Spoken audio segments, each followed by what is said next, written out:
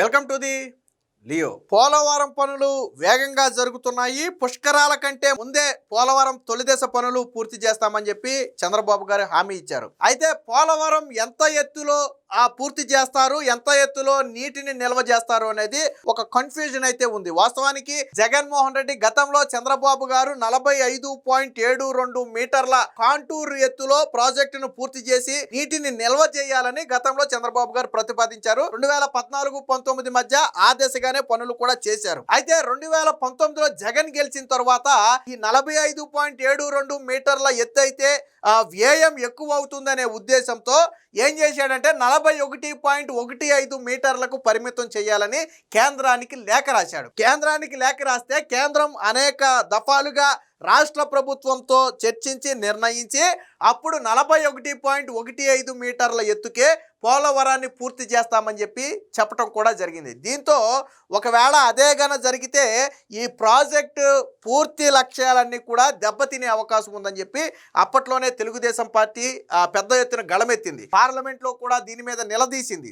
YCP చేస్తున్నటువంటి అన్యాయాన్ని రాష్ట్ర ప్రజలకు చెప్పాలని చెబితే అప్పుడు కేంద్రం ఏం చెప్పిందంటే అసలు ఈ 41.15 మీటర్ల ఎత్తు ప్రతిపాదించిందే మీ జగన్మోహన్ రెడ్డి, ఆయనే 41.15 మీటర్ల ఎత్తులో కట్టమంటే మేమేం చేస్తామని చెప్పి అప్పట్లో కేంద్రం కూడా సమాధానం ఇస్తే అప్పట్లో తెలుగుదేశం పార్టీ కూడా ఒప్పుకోలా. ప్రాజెక్టు పూర్తి అంటే ఏ లక్ష్యంతో దాన్ని నిర్మిస్తున్నారో ఆ లక్ష్యం నెరవేరకుండా పోతుందనేది అప్పట్లో తెలుగుదేశం పార్టీ వాదన. మళ్ళీ కూటమి ప్రభుత్వం వచ్చిన తర్వాత కేంద్ర ప్రభుత్వాన్ని ఒప్పించి ఇప్పుడు 45.72 మీటర్ల కాంటూర్ ఎత్తులో ప్రాజెక్టుని పూర్తి చేయడానికి కేంద్రంతో అంగీకారం తెలిపారు. దానికి సంబంధించి తొలిసారిగా జలవనరుల శాఖ వెబ్సైట్లో పోలవరం పూర్తి ఎత్తు గురించి మెన్షన్ చేయటం అయితే జరిగింది. ఇప్పటి వరకు అధికారికంగా ఎక్కడా కూడా పోలవరం ఎత్తు గురించి చెప్పల, అనధికారికమైనటువంటి మాటలే. కానీ తొలిసారిగా అధికారికంగా 45.72 మీటర్లు. ఆల్రెడీ దీనికి సంబంధించి ఒక ఏడాది క్రితమే చంద్రబాబు గారు ప్రకటన కూడా చేశారు. నేను కేంద్రంతో మాట్లాడాను, 45.72 మీటర్ల ఎత్తుకే పోలవరాన్ని పూర్తి చేసే బాధ్యత నేను తీసుకుంటానని చంద్రబాబు గారు ఏడాది క్రితమే చెప్పారు. చెప్పిన మాటకు కట్టుబడి కేంద్రాన్ని ఒప్పించారు. అదనంగా దాదాపుగా 80,000 ఎకరాలు అదనంగా సేకరించాల్సి ఉంటుంది. దాదాపుగా 222 రెవెన్యూ గ్రామాలు దీనిలో ఇంపాక్ట్ అవుతున్నాయి. వాళ్ళందరికీ కూడా నష్టపరిహారంగా దాదాపుగా 28,000 కోట్ల రూపాయలు ఇవ్వాల్సి ఉంటుంది. అయినా కానీ చంద్రబాబు గారు ఎక్కడా కూడా వెనక్కి తగ్గలేదు. జగన్ గతంలో ఈ ఖర్చు భరించలేకే దాన్ని 41 మీటర్లకు ప్రాజెక్ట్ని చేసేసే ప్రయత్నం చేశాడు. దీనికి సంబంధించినటువంటి ఒక వార్త కూడా వచ్చింది, ఒకసారి చూద్దాం. ఇది ముందు గతంలో జగన్మోహన్ రెడ్డి హయాంలో వచ్చినటువంటి వార్త. పోలవరంలో 41.15 మీటర్ల ఎత్తుకే నీళ్లు, జగన్ సర్కారు నిర్ణయమే తేల్చి చెప్పిన పోలవరం అథారిటీ. మొదట ఆ ప్రతిపాదన 2021లో వచ్చిందంటే జగన్ సీఎంగా ఉన్నప్పుడు వచ్చింది. 2023లో కేంద్ర జలశక్తి ముందు పెట్టి నిర్ణయం తీసుకున్నామంటే జగన్ 2021లో ప్రతిపాదిస్తే మేము 2023లో 41 మీటర్లకు సంబంధించి మేము నిర్ణయం తీసుకున్నామని చెప్పి చెప్పడం జరిగింది. పోలవరం ప్రాజెక్టు ప్రధాన డ్యాంలో 41.15 మీటర్ల ఎత్తు వరకే నీటిని నిల్వను పరిమితం చేయాలనే ప్రతిపాదన నిర్ణయం కూడా జగన్ ప్రభుత్వంలో తీసుకున్నవేనని కేంద్రం తేల్చి చెప్పింది. పోలవరంలో 45.72 మీటర్ల ఎత్తుకు కాకుండా 41.15 మీటర్ల ఎత్తుకే తొలి దశ నీళ్లు నిలబెట్టడం అన్న ప్రతిపాదన 2021లో మొదట జగన్ ప్రభుత్వమే కేంద్రానికి పంపిందని కుండబద్దలు కొట్టింది. ఈ అంశంపై కేంద్ర జలశక్తి అప్పటి రాష్ట్ర ప్రభుత్వ అధికారులు కలిసి 2023లో తుది నిర్ణయం తీసుకున్నట్లుగా వెల్లడించింది. అంటే ఈ ప్రాజెక్టుకి పూర్తిగా పతనం చేయాలి అని భావించింది జగన్మోహన్ రెడ్డి. దీనికి సంబంధించినటువంటి మరొక వార్త కూడా చూడండి ఒకసారి. అప్పట్లో వచ్చినటువంటి వార్త, ఒకవేళ అదే గాన 41.15 మీటర్లకే గాన పోలవరాన్ని పరిమితం చేస్తే అది మినీ రిజర్వాయర్గా మారుతుంది తప్ప బృహత్తర ప్రాజెక్టుగా ఎట్టి పరిస్థితుల్లో మారదు అని చెప్పి అప్పట్లో కథనాలు కూడా వచ్చాయి. ఇదిగో చూడండి, పోలవరం ఇక మినీ రిజర్వాయరే, 41.15 మీటర్లకే కాంటూర్కే సరి. ప్రస్తుతానికి ఆ ఎత్తుకే ప్రాజెక్టు, 94 టీఎంసీల వరకే నీటి నిల్వ. నిర్మాణం మరింత ఆలస్యం, లోక్సభలో కేంద్రం వెల్లడి. రెండో దశ ఊసెత్తని వైనం, సీఎం జగన్ది అదే తీరు. అంటే అప్పట్లో కేంద్ర ప్రభుత్వం మీద పోలవరం గురించి జగన్ ఒత్తిడి చెయ్యలా. దేని గురించి ఒత్తిడి చేసేవాళ్ళు అంటే జగన్ తన కేసుల మాఫీ గురించి ఒత్తిడి చేసుకున్నాడు తప్ప పోలవరం గురించి కానీ అమరావతి గురించి కానీ మాట్లాడలేదు అనటానికి లోక్సభలో ఇది మళ్ళీ చెప్పింది కూడా లోక్సభలోనే రెండవ దశ పనుల గురించి కూడా కేంద్రం ప్రకటన చేసింది. ఇప్పుడు రెండవ దశ పనులకు ఇప్పటి నుంచే మేము సన్నద్ధం అవుతున్నామని కేంద్రం ప్రకటన చేసింది. కానీ జగన్ ఉన్నప్పుడు అసలు రెండవ దశ పనుల గురించి ఊసే ఎత్తల. జగన్కి కావాల్సింది కూడా ఏంటి, 41 మీటర్లే. సో నేను ఇందాకే కేంద్రం ఏం చెప్పిందో మీకు వినిపించా. సో ఇప్పుడు ఏం చెప్తున్నారో ఒకసారి చూడండి. సో ఇది ఈ రోజు వచ్చినటువంటి వార్త.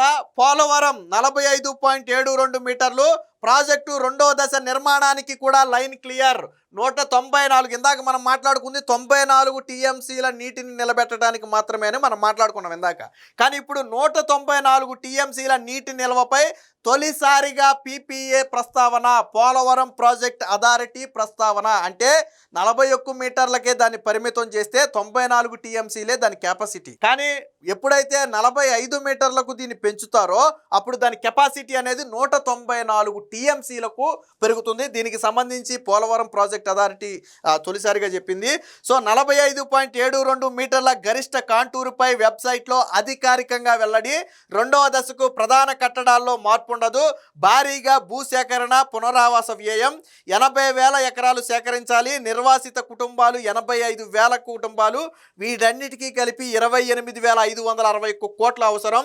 ప్రాజెక్టు పూర్తయితే కుడి కాలువ కింద దాదాపుగా 3.29 లక్షల ఎకరాలకు సాగు, ఎడమ కాలువ కింద 4 లక్షల ఎకరాలకు, అంటే మొత్తంగా దాదాపుగా 7.5 లక్షల కుడి కాలువ ఎడమ కాలువ ద్వారా పోలవరం ప్రాజెక్టు గన పూర్తయితే 7.5 లక్షల ఎకరాలకు సాగునీరు అందుతుంది. ఒక ఏడాది 7.5 లక్షల ఎకరాలు 2 పంటలు పండిస్తే ఎంత ఆదాయం వస్తుంది, ఎంతమంది రైతు కుటుంబాలు బాగుపడతాయి అనేది మీరు ఒకసారి ఆలోచించండి. అక్కడితోనే కాదు, అనేక ప్రాంతాలకు త్రాగునీరు అందుతుంది. దీనితో పాటు జల విద్యుత్ ఉత్పత్తి చేయడానికి అవకాశం ఉంది. సో అందుకనే ఈ ప్రాజెక్టు ఎందుకు అంత ఇంపార్టెంట్ అయిందంటే అందుకే అంత ఇంపార్టెంట్ అయింది. 10.13 లక్షల ఎకరాల ఆయకట్టు స్థిరీకరణ, 13 లక్షల ఎకరాల కృష్ణా ఆయకట్టు కూడా. అంటే బెనిఫిట్ అనేది చాలా ఎక్కువగా ఉంటుంది. ఒక ప్రాజెక్టు మనకి ఎందుకు ఇంత వ్యయ ప్రయాసాలు కోర్చి ఈ ప్రాజెక్టును పూర్తి చేస్తున్నారు, ఎందుకు చంద్రబాబు గారు దీన్ని కంకణం కట్టుకుని ప్రతి నెల పోలవరం ప్రాజెక్టు మీద రివ్యూ చేసి దీన్ని పూర్తి చేస్తామని చెబుతున్నారు అంటే దీని పరిధి అనేది చాలా విస్తృతంగా ఉంది. లక్షలాది కుటుంబాల కళ్ళలో వెలుగులు నింపొచ్చు, పంటలు పండించవచ్చు, అది రాష్ట్రానికి కూడా ఆదాయ వనరుగా కూడా మారుతుంది. సో అందుకనే చంద్రబాబు గారు దీన్ని చెప్పారు. పోలవరం ప్రాజెక్టును 45.72 మీటర్ల ఎత్తులో నిర్మిస్తారా, 194 టీఎంసీల నిల్వ ఉంటుందా లేదా అన్న సందేహాలకు తెరపడింది. 45.72 మీటర్ల గరిష్ట కాంటూరులో ప్రాజెక్టు పూర్తవుతుందని పోలవరం ప్రాజెక్ట్ అథారిటీ మొట్టమొదటిసారిగా అధికారికంగా పేర్కొంది. కేంద్ర జలశక్తి శాఖ కార్యదర్శి కాంతారావు ఈ నెల 25న ప్రాజెక్టును క్షేత్రస్థాయిలో సందర్శించిన తరువాత గరిష్ట నీటి నిల్వ సామర్థ్యంతో ప్రాజెక్టును వేగంగా పూర్తి చేసేందుకు అడుగులు పడ్డాయి. ఆయన పోలవరంలో పర్యటించడానికి ముందు తొలి దశలో 41.15 మీటర్ల ఎత్తులో 115 టీఎంసీలకే ప్రాజెక్టును పరిమితం చేసే గుణాంకాలు పీపీ అంటే పోలవరం ప్రాజెక్ట్ అథారిటీ వెబ్సైట్లో కనిపించేవి. ఆయన పర్యటన తర్వాత పోలవరం చిత్రమే పూర్తిగా మారిపోయింది.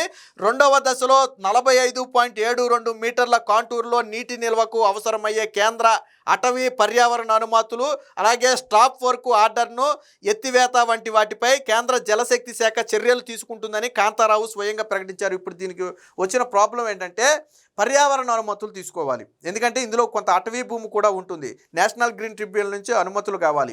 అలాగే నిర్వాసితులు అనేవాళ్ళు చాలా ఎక్కువగా ఉంటారు. వాళ్ళందరికీ కూడా ముందు వాళ్ళని తరలించాలి, తర్వాత వాళ్ళకి నిర్వాసితులకు ఇవ్వాల్సినటువంటి పరిహారం అందించాలి.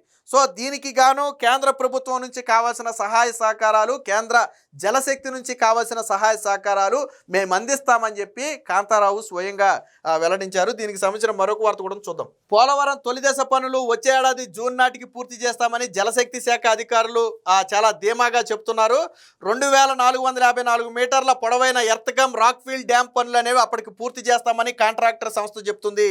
అలాగే దాదాపుగా 50 క్యూసెక్ల గోదావరి జలాలను బయటకు వదిలే సామర్థ్యంతో 1118 మీటర్ల పొడవైన స్విల్బేను ఇప్పటికే నిర్మించి ఉన్నారు. 181 కిలోమీటర్ల ఎడమ కాలువ ద్వారా పరివాహక ప్రాంతంలో 4 లక్షల ఎకరాలకు నీరు అందుతుంది. అలాగే 178 కిలోమీటర్ల కుడి ప్రధాన కాలువ ద్వారా 3.2 లక్షల ఎకరాలకు నీరు అందుతుంది. 45.72 మీటర్ల ఎత్తులో 194 టీఎంసీల చొప్పున 2 దఫాలుగా 389 టీఎంసీలు నిల్వ చేసుకునే వీలు ఈ ప్రాజెక్టు పూర్తయితే వస్తుందని చెప్పారు. సో సో ఇప్పుడు భూసేకరణ వ్యయం అనేది భారీగా పెరుగుతుంది. దాదాపుగా 80,000 ఎకరాలు అదనంగా సేకరించాలి. మొత్తం 8 రెవెన్యూ మండలాల్లో 222 రెవెన్యూ గ్రామాలు ముంపుకి గురవుతాయి. వారందరినీ కూడా తరలించాలి. 85,000 కుటుంబాలు నిర్వాసిత కుటుంబాలుగా మారతాయి. సో ఈ భూ సమీకరణకు కావచ్చు, నిర్వాసిత కుటుంబాలకు చెల్లించడానికి కావచ్చు, వారిని తరలించడానికి కావచ్చు దాదాపుగా 28,560 కోట్లు అవసరమవుతాయి. దీనికి కూడా కేంద్రం సహాయ సహకారాలు అందించడానికి కేంద్రం అయితే సిద్ధంగా ఉంది. ఇక 2 దశల్లో కలిపి మొత్తం నిర్వాసితుల సంఖ్య 1,00,000 కుటుంబాలు 1,00,000 దాటిన అవకాశం ఉందని చెప్పి అంచనా కూడా వేయడం జరిగింది. ఏది ఏమైనా జగన్మోహన్ రెడ్డి నిర్వీర్యం చేయాలి అనుకున్న పోలవరం ప్రాజెక్టును మళ్ళీ 45 మీటర్లకు పెంచడం ద్వారా చంద్రబాబు గారు ప్రాణం పోశారు. దీనివల్ల దాదాపుగా 7.5 లక్షల ఎకరాలకు కుడి ఎడమ కాలువ ద్వారా సాగునీరు అయితే అందబోతుంది. ఖచ్చితంగా ఈ పోలవరం ప్రాజెక్ట్ అనేది ఆంధ్రుల జీవనాడిగా మారుతుంది అనడంలో ఎటువంటి సందేహం లేదు. Please subscribe to Leo news for more videos.